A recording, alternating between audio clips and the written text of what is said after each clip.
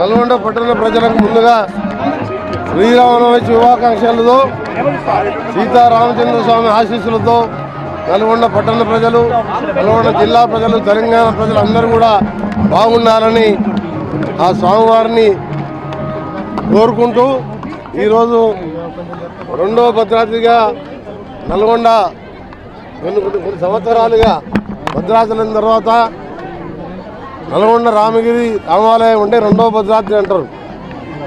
రాను భక్తులు తక్కువైనా ఎందుకంటే ఎక్కడికక్కడ పూజలు చేస్తూ తక్కువైనా ఈ భద్రాచలం ఈ రామాలయం కొన్ని చరిత్ర దేనికి కూడా లేదు. ఈ రామాలయం పేరు మీద రామగిరి అనే ఉన్నది.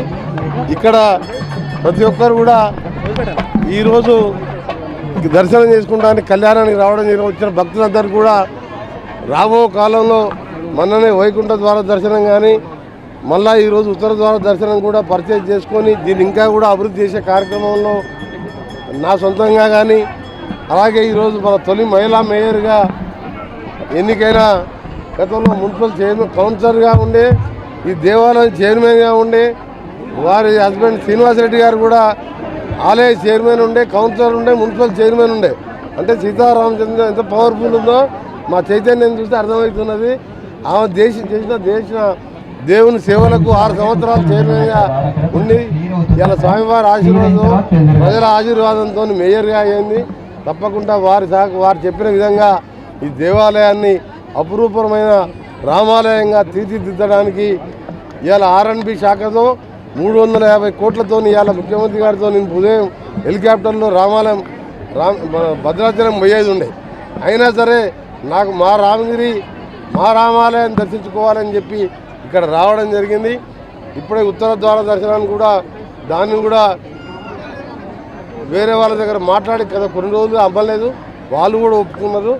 ఒక 4 రోజులు దాన్ని కూడా రిజిస్ట్రేషన్ చేయించి మా మేయర్ గారు సూచించిన విధంగా వేద పండితుల అడ్వైస్తోని ఈ రామాలయాన్ని అభివృద్ధిగా తీర్చిదిద్దామని. ఇంకొక విషయం, ఆ నేషనల్ హైవే కూడా ఇక్కడి నుంచి పోతే సగం దేవాలయం ల్యాండ్ పోద్దని ఇవాళ national highway outer ring road sanction చేయించడం జరిగింది.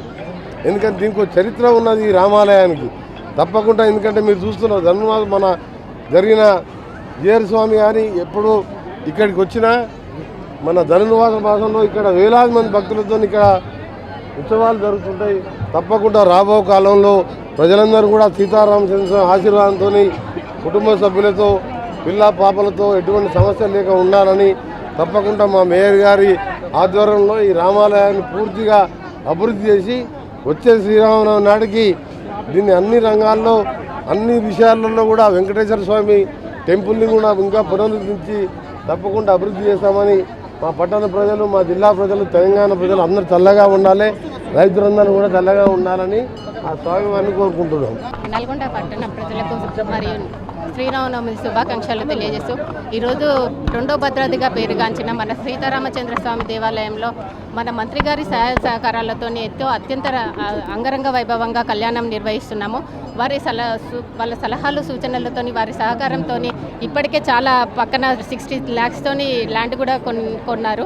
ఇక ముందు కూడా నెక్స్ట్ ఉత్తర ద్వార దర్శనానికి కూడా మొత్తం అన్ని ఏర్పాట్లు చేస్తానని, మన నల్గొండ రామాలయాన్ని భద్రాచలం రామాలయంగా తీర్చిదిద్దుతానని వారు మనకు మాట ఇచ్చారు. వారి సహకారంతో మనం ఇంకా తీర్చిదిద్దుకుందామని కోరుకుంటున్నాను. పట్టణ ప్రజలకు మరి ఒకసారి శ్రీరామనవమి శుభాకాంక్షలు.